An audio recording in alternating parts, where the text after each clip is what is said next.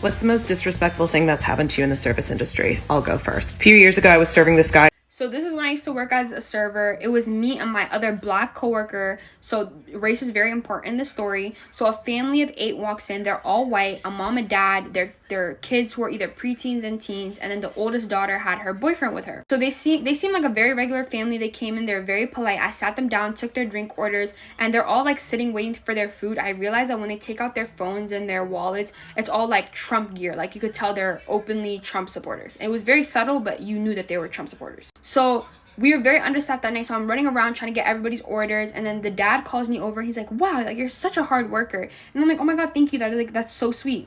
He goes, it's nice to see that there's still black people who want to work for their money instead of sitting on unemployment and welfare and just eating up all of the taxpayers' money. I go, huh?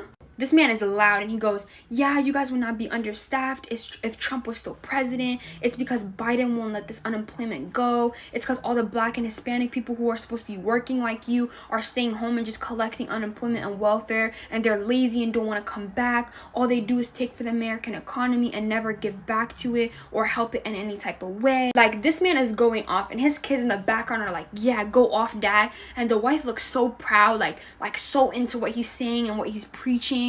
And I'm just like standing there like, wow, like this man actually thinks he's doing something. So I stop him and I go, you know that white people are the people who are majority on welfare and unemployment, right? He's like, no, your statistics are wrong. He was like, it's black and Hispanic people who are most on welfare and unemployment, and they're the one who eat up all the taxpayers' money. And so this is when my other black coworker steps in, grabs me by my shoulders and goes, we're not doing this today. And he pulls me away, and I'm like, no, like, please. Like, I'm ready to go to war. Like, I'm ready to argue because I know I'm right. But my coworker's like, don't even waste your time. These are not the type of people to be arguing with because facts don't faze them. And when he said that, like, it was a real, like, eye-opening experience for me.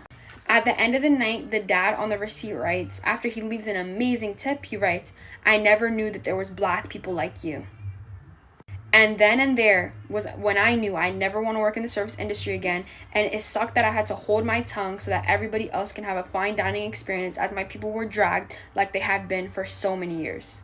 And then the boyfriend of the daughter was yelling, "Make America Great Again," as he exited the restaurant.